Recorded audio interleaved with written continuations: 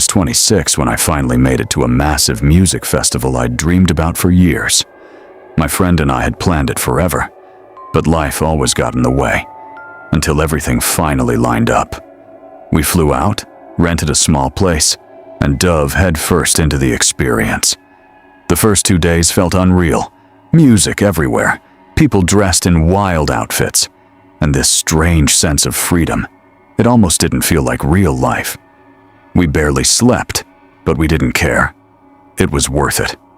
On the last day, exhausted but determined to enjoy every second, we made a decision I wish I could undo. We took something to enhance the experience. At first, nothing happened. Then it hit. Hard. Everything felt brighter, louder, more intense, until it didn't. That's when I started noticing him. At first, it seemed like coincidence, a random guy in the crowd. But then I saw him again, and again. Different places. Same face, same stare. I tried to ignore it, blamed the effects. But deep down, something felt off. Hours passed, and the feeling only got worse. The excitement turned into unease, then into full-blown paranoia. And then, he walked straight up to me. But what happened next wasn't just uncomfortable. It was the moment everything started to spiral out of control. When he approached me, he acted casual. Too casual. Smiling, talking, standing just a little too close. I tried to brush him off politely, not wanting to cause a scene. Then I turned to grab my friend. She was gone. Just like that. Panic hit instantly. The noise, the crowd, the overwhelming feeling in my body.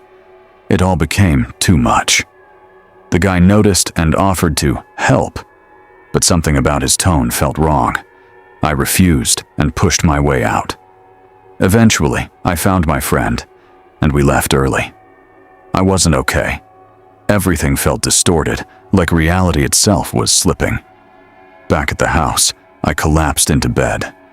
I didn't even have the energy to process what happened.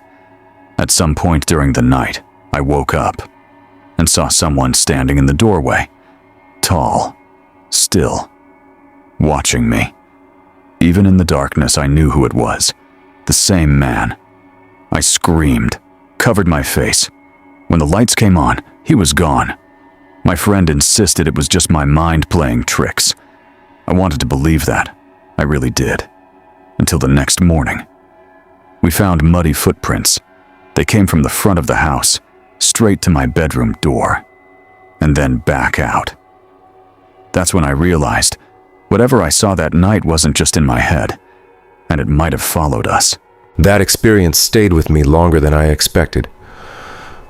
But what's worse is, it wasn't the only time something like this happened. Months later, I visited someone I knew who lived near the beach.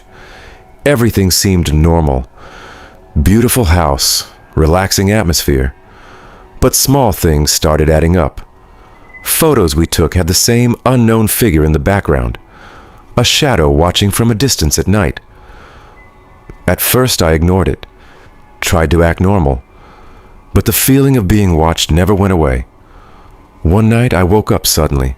There was tapping, then silence. I turned and saw a figure outside the window, watching me. Moments later, I heard movement inside the house. Someone had gotten in. I locked myself in a room and called for help, while the door handle started shaking from the other side. By the time authorities arrived, the intruder was gone. But he left something behind. Evidence. Proof that someone had been watching, planning, waiting.